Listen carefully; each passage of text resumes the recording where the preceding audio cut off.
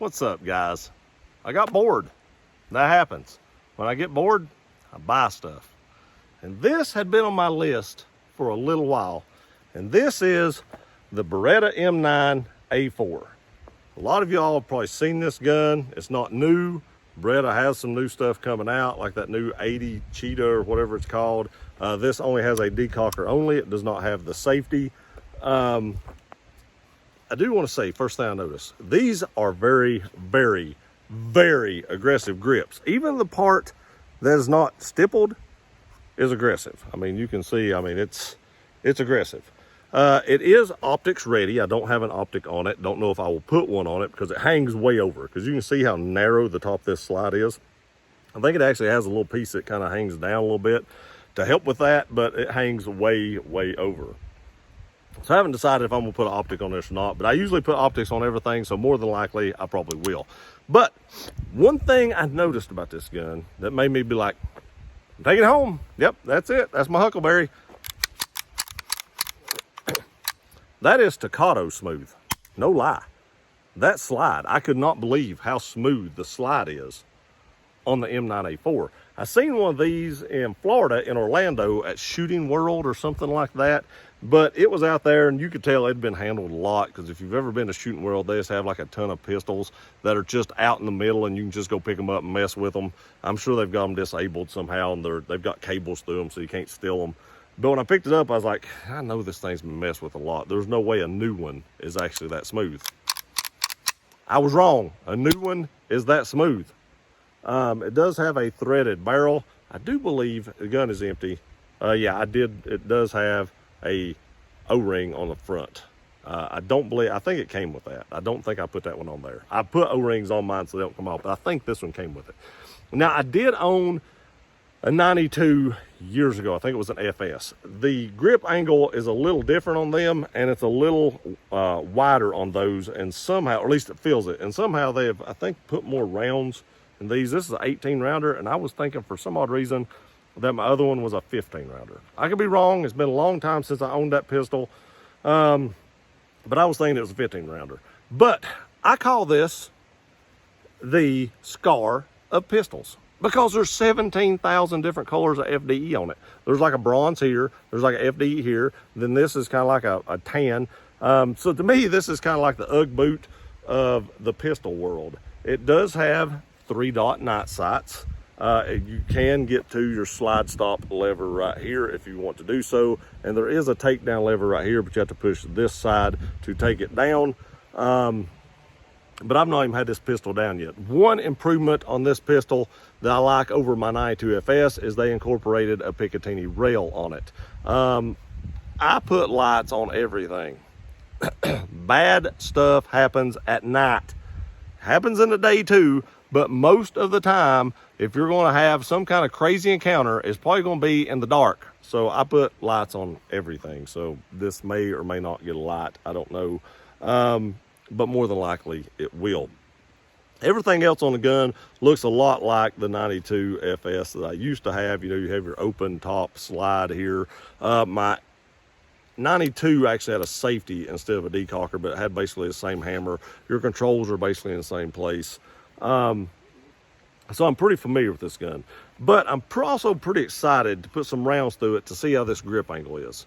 I didn't really care for the grip angle on the 92 FS, but this gun, I let my cousin look at this like a few weeks ago, and he was even talking about how when you bring this gun up, those sights are just right there. Maybe my muscle memory is getting better, because I say that about every pistol, it seems like now, but some are better than others, and this is one of the ones that is better than others. But without further ado, let's put some first rounds through it. I've not fired this yet. So I always like to put a few rounds through it. I think I've got 10 loaded up through it, and then tell y'all what I think about it initially. Give you my first impressions. Does it suck? Is it great? I don't know. We'll fix and find out. One thing I do want to look at first, when I drop this hammer with, and I know it's cocked and it's loaded, it's pointed in a safe direction. When I drop this hammer using the decocker, it looks like it hits the firing pin. I don't know if it does, but I want to find out. So I'm going to keep it pointed down here. No, I can see it actually turns the firing pin up. So or turns of the little plunger, it hits it up. So I was wondering about that though, because the whole time I did, I was like, God, it looks like it hits the firing pin. But we're good. So let's see what we got. We're gonna try double action first, and then we'll go into the single action. So decocking it was a good thing.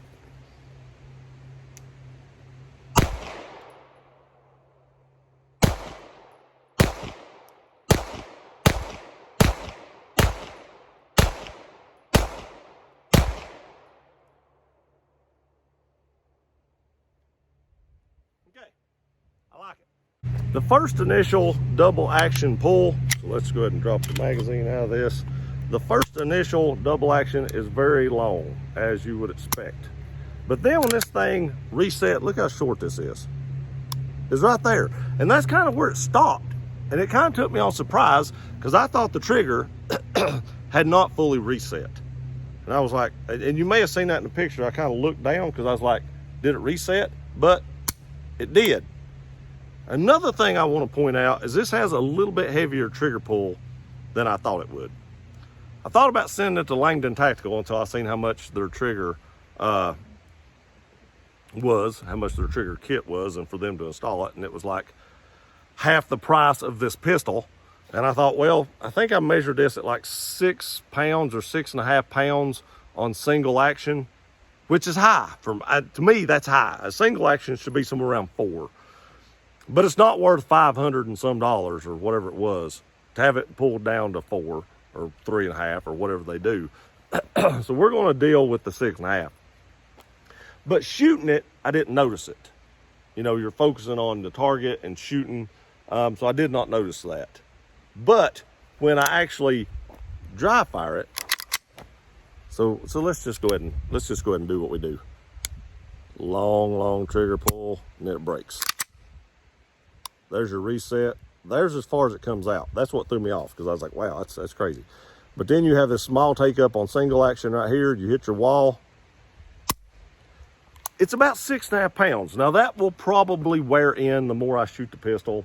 I don't know how many rounds I'll put through this. This is one of those buys where I just happen to be out and I say, oh, look at that. And I ain't got nothing else I want to buy today, so I'm going to buy this. I think they're about $1,100, $1,000 or $1,100. So that was a pretty big spontaneous buy right there. But it happens sometimes. But overall, it feels good in the hand. This right here does rub me a little bit. I don't know if you can see this, but it looks a little white right there. So it does kind of rub my skin. You can see how it's a little bit red. So it does kind of rub me just a little bit, but not major. Not enough to make me not want to shoot the pistol. That's just something that you might want to keep in mind. And if I wanted to, Loke grips, I talk about them a lot because they've sent me a few grips for testing, and I bought some grips from them. They do make grips for these, and I just may buy a set of those to put on this and just stick these back in the little ammo can thing that it comes with, because that's pretty cool. If you haven't seen that, I have a short of unboxing this. It comes in a little ammo can, not just a box or like a little, you know, plastic box. It actually comes in a small ammo can, which is a nice touch. I kind of like that, something different.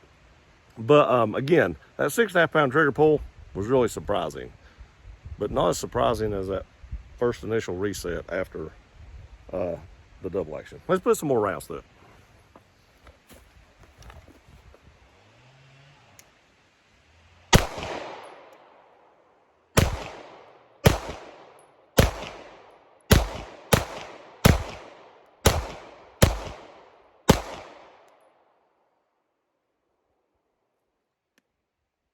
I want to tell y'all one thing I noticed.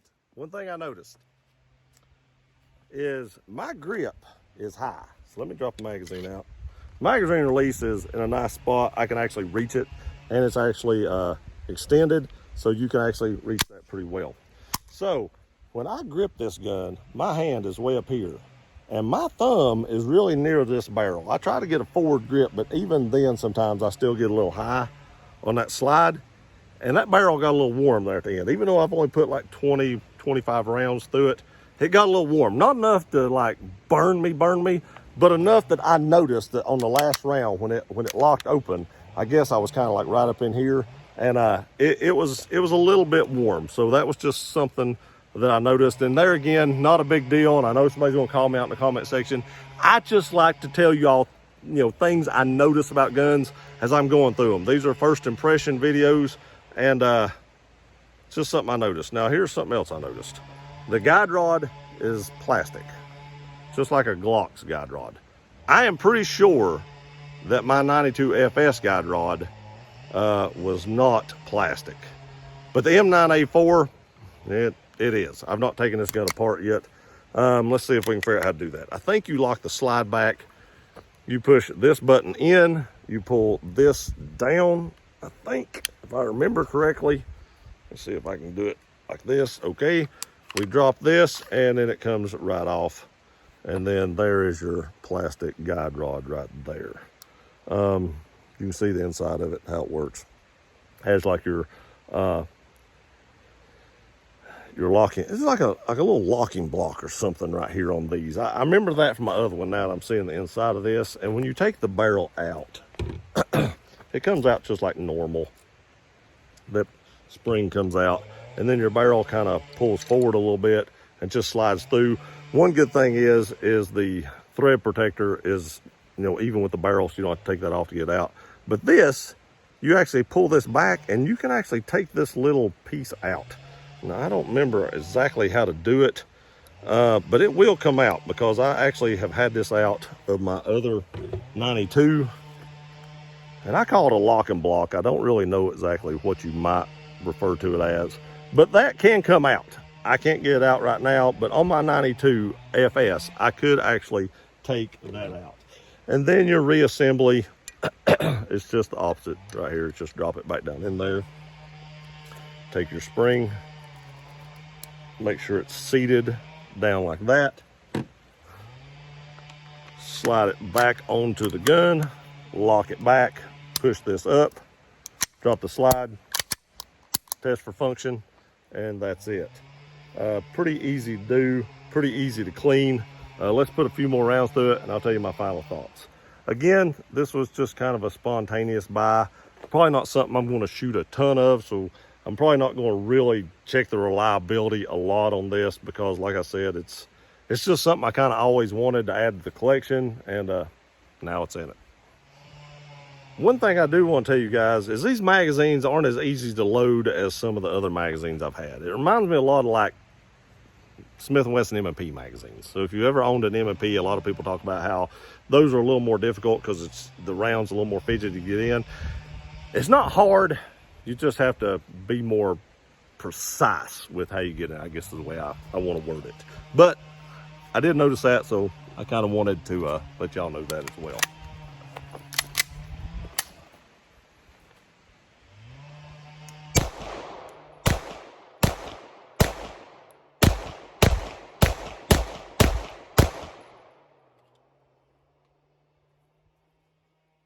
All right, so final thoughts. One thing I noticed, I never hit the slide stop on this. It works every time. My thumb is nowhere near it, and it works 100% of the time. I've never had the slide not locked back. The recoil, very manageable. Recoil is different than some other guns because of how much material has been removed off of the slide. Maybe if you put an optic on this, it would be more comparable to some other guns, but right now the reciprocating mass is less because of this big section that is gone. So the recoil feels different. Not bad different, just different is the only way I know how to put it. And this is actually trying to work its way off a little bit. So that O-ring, it's not bad, but that O-ring is not doing the job like I would like it to. So I may put a different O-ring on it when I get home. But I really like the mag release. It's extended. I do not even have to change my grip to hit it. The trigger could be better in my opinion. It feels good, it points good, it shoots well. So if you're looking for like a 92 style pistol, would I recommend the M9A4? I wanted the M9A4 because of all the FDE on it. I'm a fan of FDE.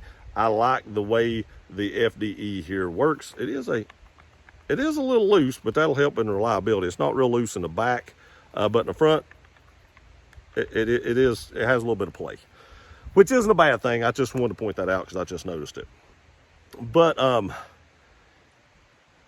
I like the FDE. If I were to buy it again, would I get this one? I would, because this is the color I wanted. And I knew I wasn't going to shoot this gun a ton. I just wanted to buy it for a review and just kind of add to the collection, because I wanted you guys to see this and tell you what I thought about it. If I was going to buy one to carry or to shoot a lot, I might look at Langdon Tactical, because for about $400 more, which sounds like a lot, but when you're spending $1,100, what's $1,500? You can buy a Langdon Tactical, and they already do their trigger job on it, and their trigger job is $500. So if I was going to buy one to carry and just not do a review for you guys, it would have been one of those. So depending on what you want to do with it, depends on which one I think you should get. You can do with that as you will. But if you like FDE, this is definitely the one to get. Even if you don't put an optic on it, I know the M9A3s, I don't remember if those are optic ready or not. But if you find one that's not optic ready, I say go for the optic ready one. You don't have to put an optic on it. But if you don't get an optic ready one, you don't have that option. I've been in that situation. That's why I have a Zev 226, which I don't hate that. I love that gun. But I always get the optic ready version if it's possible. Because like I said, you don't have to, but it's harder to if you decide you want to later if you don't have it. Again, guys, if you have any questions, leave them in the comment section below. I appreciate you watching this video. Please like, share, and subscribe. I love you guys. We'll see you next time.